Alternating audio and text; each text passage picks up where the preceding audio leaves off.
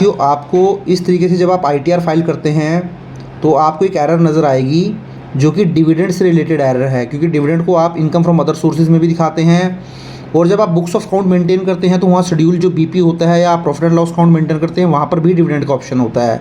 तो ये एरर आपको कैसे ठीक करनी है, चलिए मैं आपको बताता हूँ। तो अब मैं बैक आ जाता हूँ, क्योंकि ये एरर मुझे आई थी तो मैं बैक आ जाता हूँ। बैक आने के बाद देखिए मैं लास्ट में जाके बैक कर लेता हूँ, फर्दर बैक कर लेता हूँ। तो देखिए आपको सबसे पहले इसमें जो आपका प्रॉफिट एंड लॉस अकाउंट था, इस प्रॉफिट एंड लॉस अकाउंट के ऊपर क्लिक कर देना है।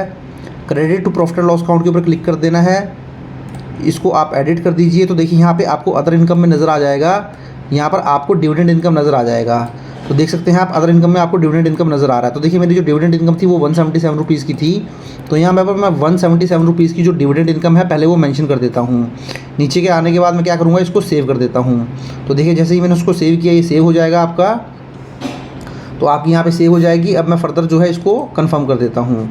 यहाँ पर देखिए डिविडेंड इनकम 177 मेंशन करने के बाद अब मैं शेड्यूल BP में जाऊँगा। आप भी शेड्यूल BP में जाएँ। इसके बाद शेड्यूल BP में जाने के बाद आप देखिए यहाँ पे पहला ऑप्शन आपको नज़र आएगा फ्रॉम बिजनेस और प्रोफेशन अदर देन स्पेकुलेटिव, इसके ऊपर क्लिक कर दें, एडिट के ऊपर क्लिक कर दें। तो देखिए यहाँ पर आपको देख सकते हैं, आपको यहाँ नज़र आएगा इन थर्ड पॉइंट में income oblique receipt credited to profit and loss account considered under other head of income. तो इस पे ऊपर क्लिक करें। यहाँ पे आप नीचे आएंगे तो देखिए यहाँ पे आपको नज़र आएगा अदर सोर्सेज में डिविडेंड इनकम। तो यहाँ पर भी आप जो है 177 रुपीज़ का जो मेरा डिविडेंड था वो आप यहाँ पर भी मेंशन कर दें। यहाँ पर भी आपने मेंशन कर दिया है। अब थोड़ा आप नीचे आएँ, देख सकते हैं 5th पॉइंट पर भी आएँगे। तो यहाँ भी आपको कुछ करना नहीं है, आप ये 2 काम कर लें अभी। अगर कुछ एरर होगी तो ये आपको बता देगा। तो आप नीचे आएँ, आप इसको सेव कर दें। तो देखिए वो जो डिविडेंड से रिलेटेड एरर थी इसके बाद जो है वो ख़त्म हो जानी चाहिए। कुछ आएगी तो हम फर्दर इसको काम करेंगे। तो आप इसको कंफर्म कर लें। तो इसको मैं कंफर्म कर देता हूँ। अब मैं लास्ट में आ जाता हूँ, दोनों चीज़ें मैंने फिल कर दी हैं, देख सकते हैं आप।